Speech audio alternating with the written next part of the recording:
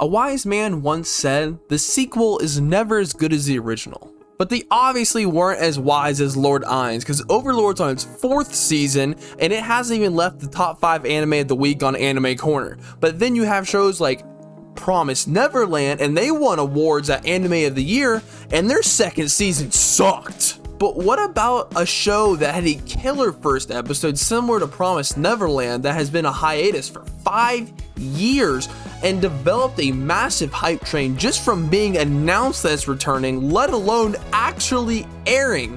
What about Classroom of the Elite? How will season 2 fare compared to season 1? To answer this question, we have to go back and look at season 1 and its phenomenal writing, directing, and characters. It lures you in with this false sense of security that it's going to be a super stereotypical high school anime with tons of fan service, just for the last 5 minutes for it to bare its true fangs at the viewer. Kinda like how I'm about to bare my fangs at you guys. Go like and subscribe if you're enjoying the video. Where it reveals that it's actually a cutthroat school where students wear masks to hide their true selfish intentions and disturbed personalities, and everyone tries to sabotage one another so they can climb the school hierarchy, and teachers show no mercy as they hand out expulsions like it's candy and force their students to live in poverty if they perform poorly in school.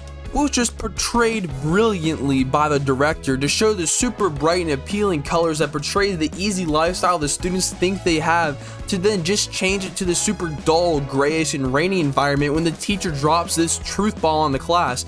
It visually shows with the environment the students' distress as they face their new reality, as they are labeled the defective and idiotic students amongst everyone in the school. On top of the directing, the writing for the main character is so well done. He's so mysterious and they slowly lay out this breadcrumb that make us want to ask more questions about him.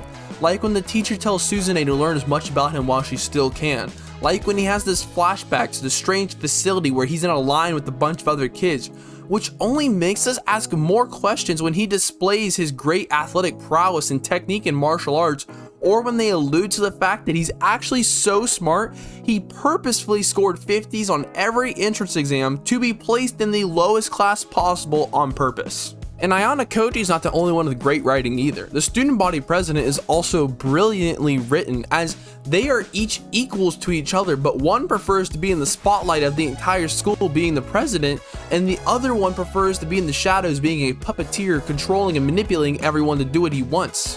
Which is what a perfect antagonist should do. He should 100% conflict and force the protagonist to do things that he normally wouldn't do, like how he personally interferes with Suzune and her brother's conflict in the alleyway. And the story writing is also phenomenal, as you get to see the psychological battles between students and their plans be executed, like the hallway camera bluff to save Pseudo from being expelled, or just the crazy upset at the end of season 1 on the island. These moments with their big wins and the climbs to the top of the school felt great to watch and see unravel, and their thought process behind it. And season 2 absolutely lacked in every single one of these categories. Number 1, they didn't even animate their scenes properly, which I'm sure a lot of you have seen this already, but I would think if your show had this much hype around it coming out, you would double check this, and I understand that mistakes will be made, so I'm not going to ridicule them too much for this.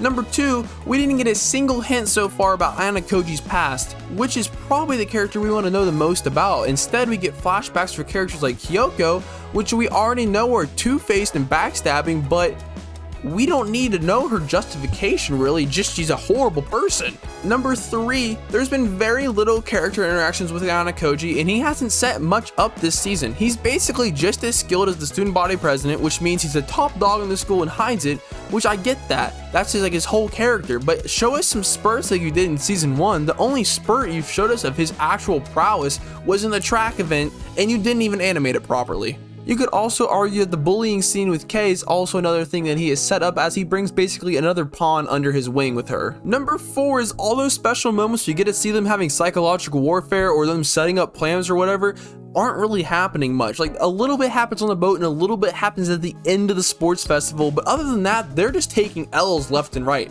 They lost on the ship and they got their cheeks clapped at the sports festival, and the only reason I'm not going to rip into this more is because Ayanokoji has blatantly come out and said, I did not plan to win the sports festival. I planned us to lose. Everything is going according to plan. So I am really hoping and holding out that by the end of the season, this all makes sense and something crazy happens.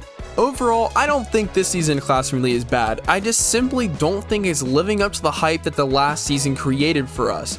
I get that it's not over yet and the ending episodes could still turn everything around very easily, but just as of for now, I think season 2 is a bust. But in Classroom Elite's defense, I think it is a show that's much better just to binge straight through because it relies heavily on anticipation of what's going to happen next. And for the common viewer who's not heavily invested in this show, a lot of that can be lost waiting a week just to watch one more episode, waiting a week to watch another episode. Whereas if you watch all 12 straight through, the anticipation and intensity stay right there with you the entire time. But I hope you enjoyed my review of Classroom of the Elite Season 2. If you did, make sure you like and subscribe and let me know what you think about this season down in the comments below, and I'll see you in the next one.